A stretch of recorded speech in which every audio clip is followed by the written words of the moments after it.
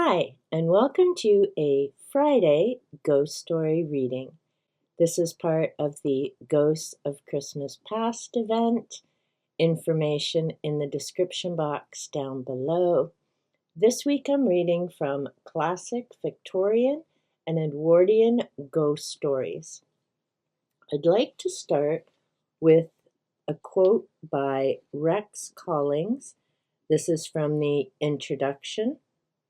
There is a difference between the horror story and the ghost story, although sometimes the exact line that separates them is difficult to define. I have eschewed horror. A ghost story can be a horror story and makes the reader's or listener's blood run cold, but it should not perhaps inhibit sleep or terrify. The successful ghost story is one that, like A Christmas Carol, is read out loud to the whole family in a darkened room in front of a blazing fire. And that certainly is part of the Ghost of Christmas Past event. About the end of the American War, when the officers of Lord Cornwallis's army were surrendered at Yorktown and others, who had been made prisoners during the impolitic and ill-fated controversy, were returning to their own country to relate their adventures and repose themselves after their fatigues, there were amongst them a general officer of the name of Brown, an officer of merit, as well as a gentleman of high consideration for family and attainments. Some business had carried General Brown upon a tour through the western counties, when in the conclusion of a morning stage, he found himself in the vicinity of a small country town, which presented a scene of uncommon beauty, and of a character peculiarly English. The little town with its stately old church, whose tower bore testimony to the devotion of ages long past, lay amidst pastures and cornfields of small extent, but bounded and divided with hedgerow timber of great age and size. There were few marks of modern improvement. The environs of the place intimated neither the solitude of decay nor the bustle of novelty. The houses were old, but in good repair, and the beautiful little river murmured freely on its way to the left of the town, neither restrained by a dam nor bordered by a towing path. Upon a gentle eminence nearly a mile to the southward of the town were seen amongst many venerable oaks and tangled thickets the turrets of a castle as old as the wars of York and Lancaster, but which seemed to have received important alterations during the age of Elizabeth and her successor. It had not been a place of great size, but whatever accommodation it formerly afforded was, it must be supposed, still to be obtained within its walls. At least, such was the inference which General Brown drew from observing the smoke arise merrily from several of the ancient wreathed and carved chimney-stalks. The wall of the park ran alongside the highway for 200 or 300 yards, and through the different points by which the eye found glimpses into the woodland scenery, it seemed to be well stocked. Other points of view opened in succession, now a full one of the front of the castle, and now a side glimpse of its particular towers. The former, rich in all the bizarre air of the Elizabethan school, while the simple and solid strength of other parts of the building seemed to show that they had been raised more for defense than ostentation. Delighted with the partial glimpses which he obtained of the castle through the woods and glades by which this ancient feudal fortress was surrounded, our military traveller was determined to inquire whether it might not deserve a nearer view, and whether it contained family pictures or other objects of curiosity worthy of a stranger's visit. When leaving the vicinity of the park, he rolled through a clean and well-paved street and stopped at the door of a well-frequented inn. Before ordering horses to proceed on this journey, General Brown made inquiries concerning the proprietor of the chateau which had so attracted his admiration, and was equally surprised and pleased at hearing in reply a nobleman named whom we shall call Lord Woodville. How fortunate! Much of Brown's early recollections, both at school and at college, had been connected with young Woodville, whom by a few questions he now ascertained to be the same with the owner of the fair domain. He had been raised to the peerage by the decease of his father a few months before, and, as the General learned from the landlord, the term of mourning had ended, was now taking possession of his paternal estate in the jovial season of merry autumn, accompanied by a select party of friends to enjoy the sports of a country famous for game. This was delightful news to our traveller. Frank Woodville had been Brown's fag at Eton, and his chosen intimate at Christ Church. Their pleasures and their tasks had been the same, and the honest soldier's heart warmed to find his early friend in possession of so delightful a residence and of an estate, as the landlord assured him with a nod and a wink, fully adequate to maintain and add to his dignity. Nothing was more natural than that the traveller should suspend a journey which there was nothing to render, hurried to pay a visit to an old friend under such agreeable circumstances. The fresh horses, therefore, had only been the brief task of conveying the General's travelling carriage to Woodville Castle. A porter admitted them at a modern Gothic lodge, built in that style to correspond with the castle itself, and at the same time rang a bell to give warning of the approach of visitors. Apparently, the sound of the bell had suspended the separation of the company bent on the various amusements of the morning, for, on entering the court of the chateau, several young men were lounging about in their sporting dresses, looking at and criticizing the dogs, which the keepers held in readiness to attend their pastime. As General Brown alighted, the young lord came to the gate of the hall, and for an instant gazed as at a stranger upon the countenance of his friend, on which war, with its fatigues and its wounds, had made a great alteration. But the uncertainty lasted no longer than till the visitor had spoken, and the hearty greeting which followed was such as can only be exchanged betwixt those who have passed together the merry days of careless boyhood or early youth. "If I could have formed a wish, my dear Brown," said Lord Woodville, "it would have been to have you here, of all men, upon this occasion, which my friends are good enough to hold as a sort of holiday. Do not think you have been unwatched during the years you have been absent from us. I've traced you through your dangers, your triumphs, your misfortunes, and was delighted to see that, whether in victory or defeat, the name of my old friend was always distinguished with applause." The General made a suitable reply, and congratulated his friend on his new dignities, and the possession of a place and domain so beautiful. "Nay, you have seen nothing of it as yet," said Lord Woodville, "and I trust you do not mean to leave us till you're better acquainted with it. It's true, I confess, that my present party is pretty large, and the old house, like other places of the kind, does not possess so much accommodation as the extent of the outward walls appear to promise, but we can give you a comfortable old-fashioned room, and I venture to suppose that your campaigns have taught you to be glad of worse quarters." The General shrugged his shoulders and laughed. "I presume," he said, "the worst apartment in your chateau is considerably superior to the old tobacco cask in which I was fain to take up my night's lodging when I was in the bush, as the Virginians call it, with the light corps. There I lay, like Diogenes himself, so delighted with my covering from the elements that I made a vain attempt to have it rolled into my next quarters, but my commander for the time would give way to no such luxurious provision, and I took farewell of my beloved cask with tears in my eyes." "Well, then, since you do not fear your quarters," said Lord Woodville, "you will stay with me for a week at least. Of guns, dogs, fishing rods, flies, and means of sport by sea and land, we have enough and to spare. You cannot pitch on an amusement, but we will find the means of pursuing it.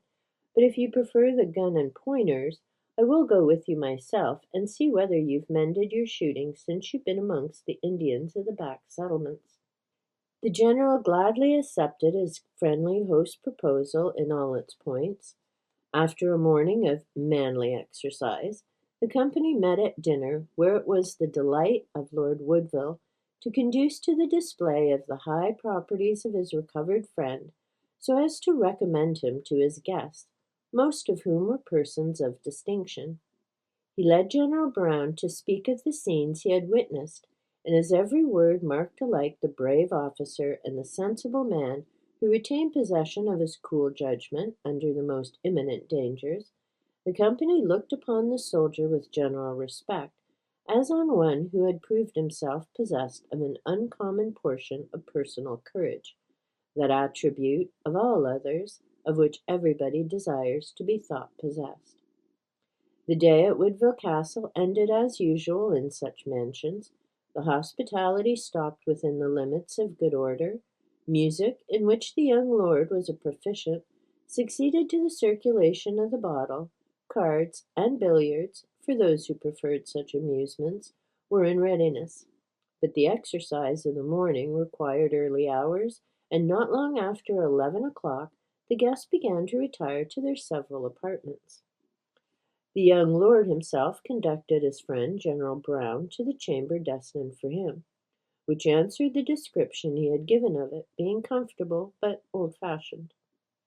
The bed was of the massive form used in the end of the 17th century, and the curtains of faded silk, heavily trimmed with tarnished gold. But then the sheets, pillows, and blankets looked delightful to the campaigner when he thought of his mansion, the cask.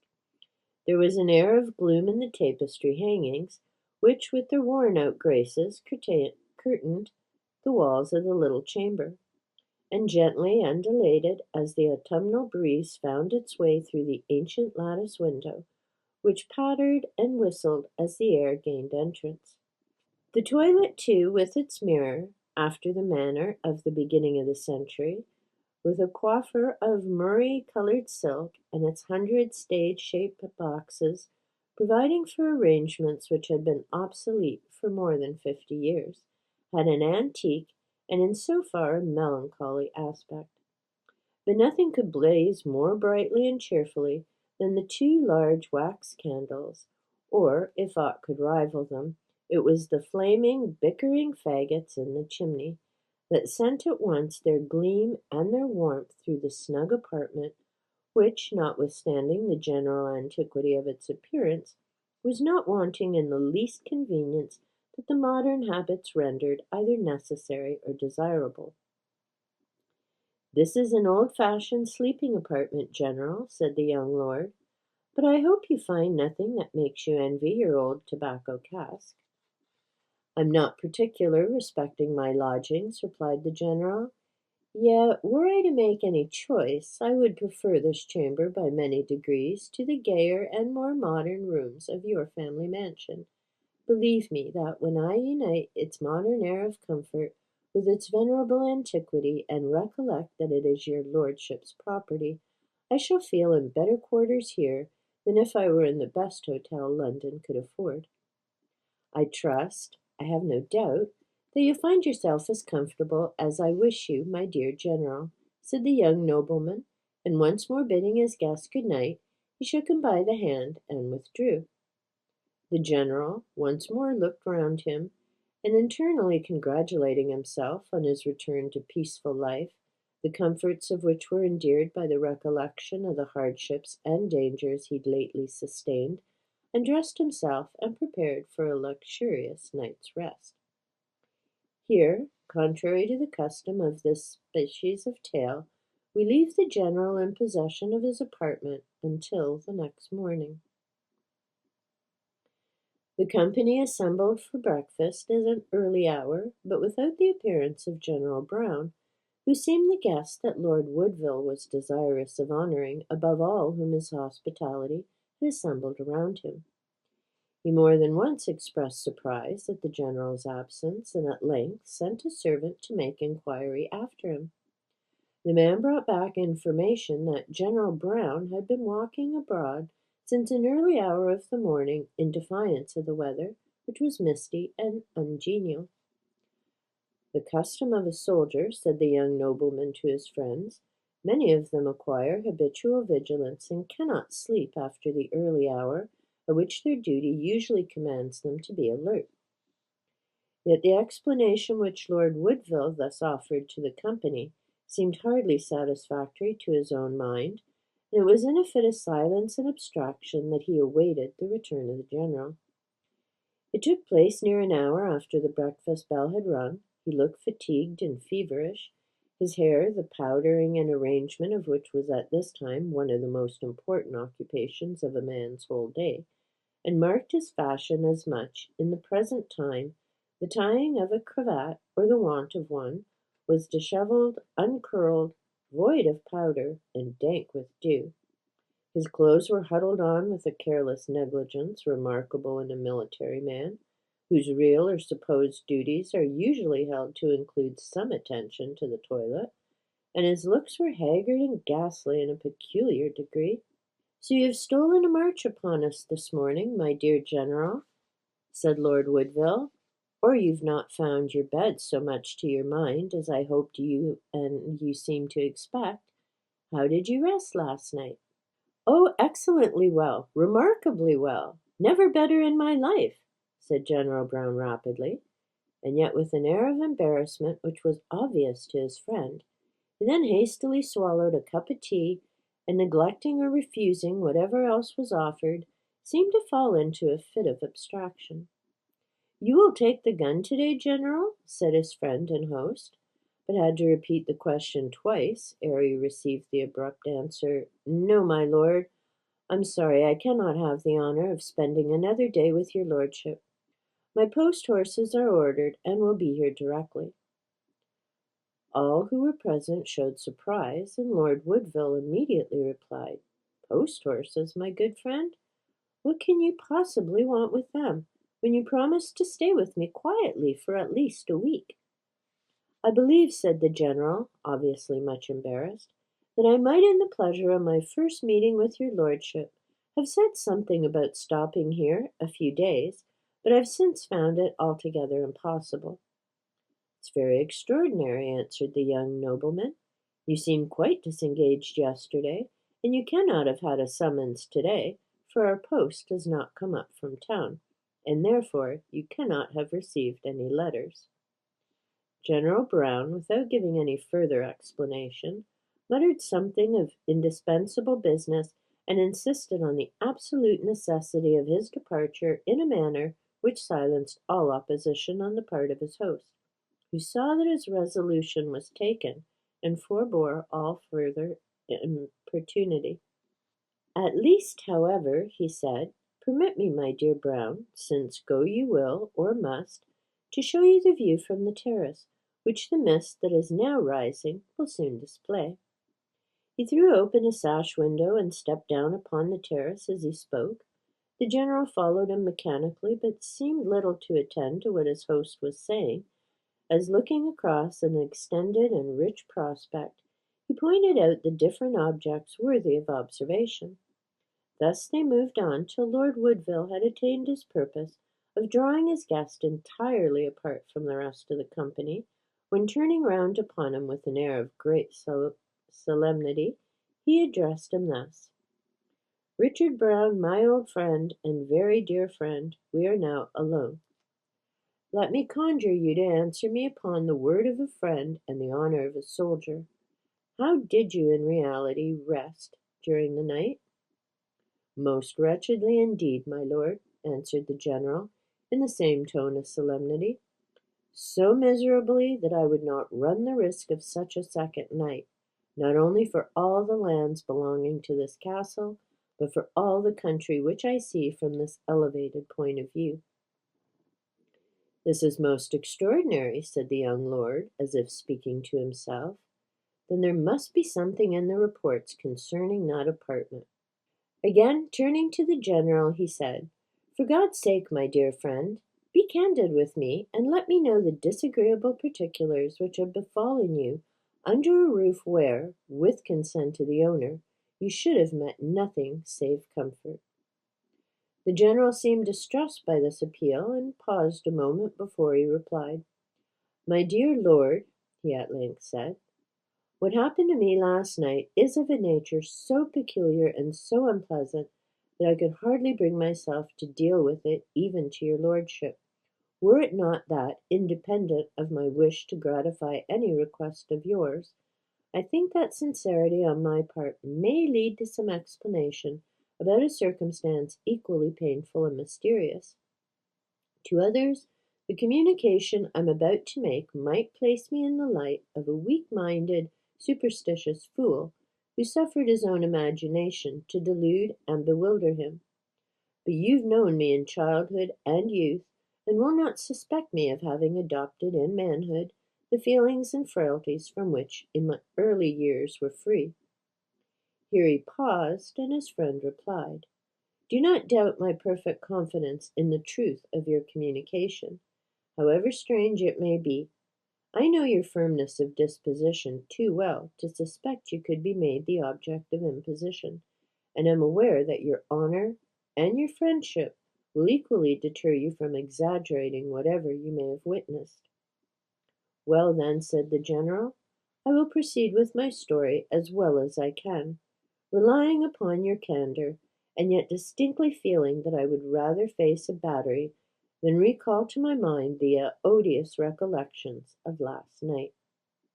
He paused a second time, and then perceiving that Lord Woodville remained silent and in an attitude of attention, he commenced, though not without obvious reluctance, the history of his night adventures in the Tapestried chamber.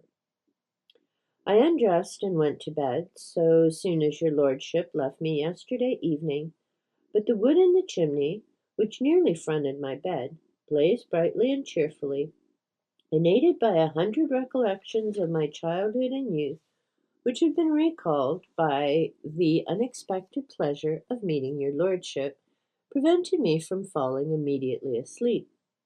I ought, however, to say that these reflections were all of a pleasant and agreeable kind, grounded on a sense of having for a time exchanged the labor, fatigues, and dangers of my profession for the enjoyments of a peaceful life and the reunion of those friendly and affectionate ties which I had torn asunder at the rude summons of war. While such pleasing reflections were stealing over my mind, and gradually lulling me to slumber, I was suddenly aroused by a sound like that of the rustling of a silken gown and the tapping of a pair of high-heeled shoes, as if a woman were walking in the apartment. Ere I could draw the curtain to see what the matter was, the figure of a little woman passed between the bed and the fire. The back of this form was turned to me, and I could observe from the shoulders and neck it was that of an old woman, whose dress was an old-fashioned gown, which I think ladies call a sack, but gathered into broad plaits upon the neck and shoulders, which fall down to the ground and terminate in a species of a train. I thought the intrusion singular enough, but never harbored for a moment the idea that what I saw was anything more than the mortal form of some old woman about the establishment, who had a fancy to dress like her grandmother, and who, having perhaps, as your lordship mentioned that you were rather straitened for room, been dislodged from her chamber for my accommodation, had forgotten the circumstances, and returned by 12 to her old haunt. Under this persuasion, I moved myself in bed and coughed a little to make the intruders sensible of my being in possession of the premises. She turned slowly round, but, gracious heaven! My lord, what a countenance did she display to me! There was no longer any question what she was, or any thought of her being a living being. Upon a face which wore the fixed features of a corpse were imprinted the traces of the vilest and most hideous passions which had animated her while she lived. The body of some atrocious criminal seemed to have been given up from the grave, and the soul restored from the penal fire, in order to form for a space a union with the ancient accomplice of its guilt. I started up in bed and sat upright, supporting myself on my palms, as I gazed on this horrible spectre. The hag made, as it seemed, a single and swift stride to the bed where I lay, and squatted herself down upon it. Precisely the same attitude which I had assumed in the extremity of horror, advancing her diabolical countenance within half a yard of mine, with a grin which seemed to intimate the malice and the derision of an incarnate fiend.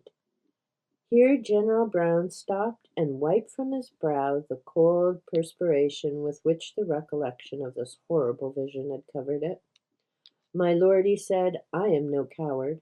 I've been in all the mortal dangers incidental to my profession, and I may truly boast that no man ever knew Richard Brown dishonor the sword he wears, but in these horrible circumstances, under the eyes, and as it seemed, almost in the grasp, of an incarnation of an evil spirit, all firmness forsook me. All manhood melted from me like wax in the furnace, and I felt my hair individually bristle. The current of my life-blood ceased to flow, and I sank back in a swoon, as very a victim to panic terror as ever was a village girl or a child of 10 years old. How long I lay in this condition I cannot pretend to guess. But I was roused by the castle clock striking 1, so loud that it seemed as if it were in the very room. It was some time before I dared open my eyes, lest they should again encounter the horrible spectacle. When, however, I summoned courage to look up, she was no longer visible. My first idea was to pull my bell, wake the servants, and remove to a garret or a hayloft to be insured against a second visitation. Nay, I'll confess the truth, that my resolution was altered, not by the shame of exposing myself, but by the fear that as the bell cord hung by the chimney, I might, in making my way to it, be again crossed by the fiendish hag, who, I figured to myself, might still be lurking about some corner of the apartment. I will not pretend to describe what hot and cold fever fits tormented me for the rest of the night, through broken sleep, weary vigils, and that dubious state which forms the neutral ground between them. 100 terrible objects appeared to haunt me, but there was the great difference betwixt the vision which I have described and those which followed, that I knew that last to be deceptions of my own fancy and overexcited nerves. Day at last appeared, and I rose from my bed, ill in health and humiliated in mind. I was ashamed of myself as a man and a soldier, and still more so at feeling my own extreme desire to escape from the haunted apartment, which, however, conquered all other considerations, so that, huddling on my clothes with the most careless haste, I made my escape from your lordship's mansion to seek in the open air some relief to my nervous system, shaken as it was by this horrible encounter with a visitant, for such I must believe her, from the other world. Your lordship has now heard the cause of my discomposure, and of my sudden desire to leave your hospitable castle. In other places, I trust, we may often meet, but God protect me from ever spending a second night under that roof." Strange as the General's tale was, he spoke with such deep air of conviction that it cut short all the usual commentaries which are made on such stories. Lord Woodville never once asked him if he was sure he did not dream of the apparition, or suggested any of the possibilities by which it is fashionable to explain supernatural appearances, as wild vagaries of the fancy or deceptions of the optic nerves. On the contrary, he seemed deeply impressed with the truth and reality of what he had heard, and after a considerable pause, regretted with much appearance of sincerity that his early friend should in his house have suffered so severely. "I am more sorry for your pain, my dear Brown," he continued, "that it is the unhappy, though most unexpected, result of an experiment of my own. You must know that, for my father and grandfather's time at least, the apartment was assigned to you last night had been shut on account of reports that it was disturbed by supernatural sights and noises. When I came, a few weeks since, into possession of the estate, I thought the accommodation which the castle afforded for my friends were not extensive enough to permit the inhabitants of the invisible world to retain possession of a comfortable sleeping apartment. I therefore caused the tapestried chamber, as we call it, to be opened, and without destroying its air of antiquity, I had such new articles of furniture placed in it as became the modern times. Yet, as the opinion that the room was haunted very strongly prevailed among the domestics, and was also known in the neighborhood, and to many of my friends, I feared some prejudice might be entertained by the first occupant of the tapestried chamber, which might tend to revive the evil report which it had labored under, and so disappoint my purpose of rendering a useful part of the house. I must confess, my dear Brown, that your arrival yesterday, agreeable to me for 1,000 reasons besides, seemed the most favorable opportunity of removing the unpleasant rumors which attached to the room, since your courage was indubitable, and your mind free of any preconception on the subject. I could not therefore have chosen a more fitting subject for my experiment. I will finish the reading there. There's just a little bit more to go, but this is going a bit longer. The final paragraph, now that the general knows his friend used him to figure out if the room was haunted, ends with, "Thus, the friends who had met with such glee parted in a very different mood." Okay. Lord Woodville to command the tapestried chamber to be unmantled and the door built up, and General Brown to seek in some less beautiful country, and with some less dignified friend, forgetfulness of the painful night which he had passed in Woodville Castle. So I guess the lesson is, if you're happy to meet up with an old friend and they have a new place and offer you a room, you may still want to go check in at the nearest hotel.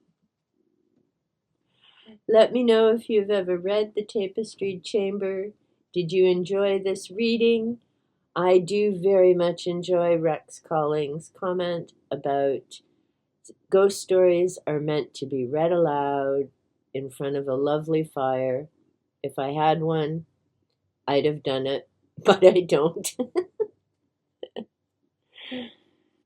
Wishing you happy holidays, the best for the holiday season, and bright blessings for the new year.